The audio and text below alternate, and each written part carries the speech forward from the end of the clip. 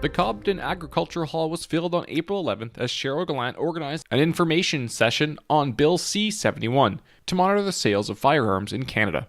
What that means for lawful gun owners is that the sellers will now be required to keep a 20-year record upon the sale of a firearm, deeper background checks on sales, possible lifetime bans for those suffering depression or mental illness, and sale to sale between gun owners would have to be registered by either an online portal or on a phone.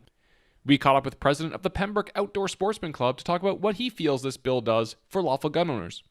My main concern right now, I think it's a knee-jerk reaction.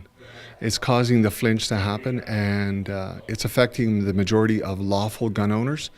And it's putting them in a predicament of, what do I do for myself? Do I give up my rights as a gun owner to not to cause harm, but to go to the range as a sport, and people that hunt for a living, because it's been their life.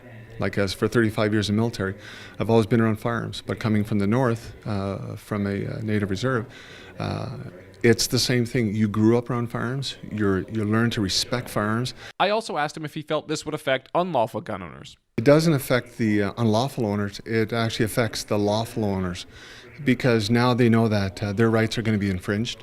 There's going to be more of a control of what they do and how they enjoy their sport. The bill is still in need of a third reading to be passed, but all signs are pointing towards it moving forward. One hope is that the bill will take firearms out of the hands of people who might have history of mental illness and avoid them using it to hurt themselves or anyone else.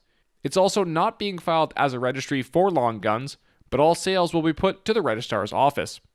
For Cogeco News in Cobden, I'm Richard Leeway.